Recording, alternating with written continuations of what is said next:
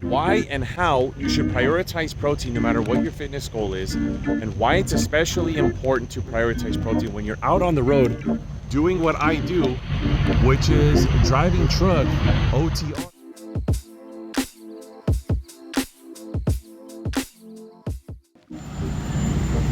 Over here at Burris Logistics in Independence, Kentucky.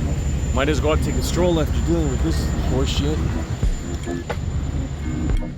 Let's see, a little bit of truck driver drama. We were here the day before yesterday trying to drop off some loads. The lady behind the counter is telling us that the product we were supposed to deliver wasn't there. So I said, can I get the bill? And she's telling me, no, I didn't give it to you. So then I go back, and then my driver trainer comes back in and says, yeah, well, you didn't give us any bills. And she gets really angry and condescending. Come to find out, they actually straight up lied, and the product was on the truck. We couldn't figure out why, but we didn't bother questioning it. Long claims process, a lot, like an entire wasted day. So now we're back after having offloaded the trailer. That's all that's left, so they have no reason to say it's not on there. But yeah, this is the second time we've had to come to this place when we should already be on the road picking up or delivering something else. But oh well, the day-to-day BS of a truck driver comes with the territory. I get it, it's whatever. Okay, now that I'm away from the noise, the real topic of this video is why and how you should prioritize protein no matter what your fitness goal is, and why it's especially important to prioritize protein when you're out on the road doing what I do, which is driving truck OTR, as we call it in the industry, or long hauling, which is how most people who are not in the industry refer to it. First things first, why?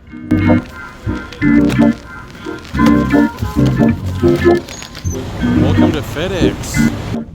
Okay, so when it comes to why you should be on a high protein diet, especially when you're out on the road, it's actually for 3 reasons.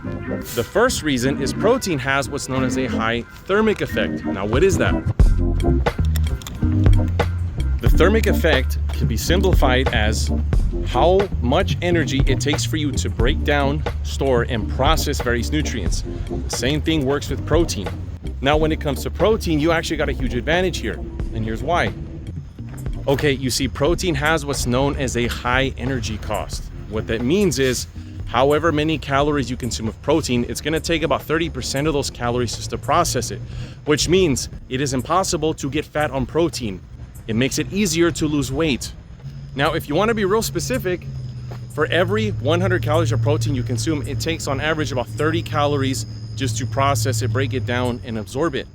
That means that no matter how much of it you consume, you're always gonna be at a net negative, so there's no calories left over to store. That brings me to reason why number 2, satiety. Satiety just means being satisfied. Now, to be satisfied, of course, that's gonna mean that you're not hungry. So what do you do so you're satisfied more often? It's actually very simple. Consume more protein. Now, for starters, protein actually scores very highly on the satiety index. Not to mention, so does fiber. Combine the two, you're likelier to stick to a higher quality diet where you get more nutrients, more protein in your diet, and you're less hungry over time because protein and fiber, are great at killing the hunger switch. Therefore, you're less likely to overeat without having to try. I say without having to try because many people are under the stupid notion that the only way to eat to lose weight is to starve yourself and hate your life, which is not how it works. If you're consuming more protein and fiber, you can actually eat larger volumes of food, larger amounts, and actually be less hungry. In fact, not hungry most of the day.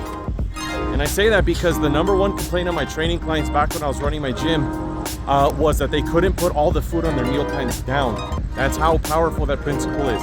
So protein and fiber together, my recommendation is the plate method. Whatever your plate is, have half of it be protein, the other half be divided by equal parts, some sort of mixed vegetable, high in fiber, and some high fiber carbohydrates. Like whole grain rice, like brown rice, wild rice blends, or things like beans or legumes. Look, I understand that was an extreme example, but I hadn't eaten the entire day, literally nothing. So I was catching up on protein and calories as a whole. All right, on to the rest of the video. The final why is simplicity.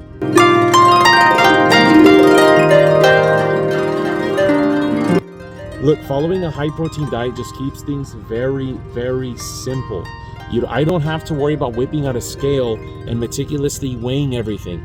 Don't let any influencers tell you that if you don't go that far that you won't achieve any sort of success. It's not necessary unless you're trying to be as extreme as they are. Many of them compete. Also, there's a lot of people in the sauce you don't know about. So be wary of that. Just follow the plate method, focus on protein and fiber first, keep your diet whole, and you'll find yourself getting fuller on fewer calories without starving yourself, okay? Now on to the how to do it part. Welcome to Baltimore. Can't wait to get the fuck out of here. Step number 1, make protein convenient. Currently team driving for my training, got a video on that later. Was pissed off at first, but not anymore. Old Uber Eats bag for when I need to deliver. I keep protein on hand. High protein snacks. Very, very simple. The thing with protein products, protein bars, I just got this at Walmart. I just trust the brand protein powder.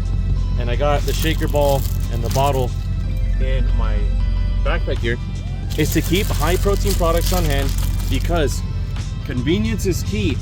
Many people say it's too difficult to get around staying in shape. It's not hard, okay? You don't gotta keep a stash of expensive organic food or just keep meal prepping all day. So on top of these protein snacks I keep up here, when I'm stopping at truck stops and I'm leveraging my points, I'll get higher protein snacks. Like yogurt isn't super high, but dairy product does have a lot of good quality protein in there. I'll use my points on things like yogurts, yogurt drinks. They got the hard-boiled eggs at Love's. Of course, check the dates. And then at Pilot, they have really good deals on jerky. So that's a way to keep high protein in your diet, or keeping your protein up, which is extremely important. But that makes it easy. When it's easy, you don't have to think and you don't have to stress, so you don't make any excuses to not stick to your diet.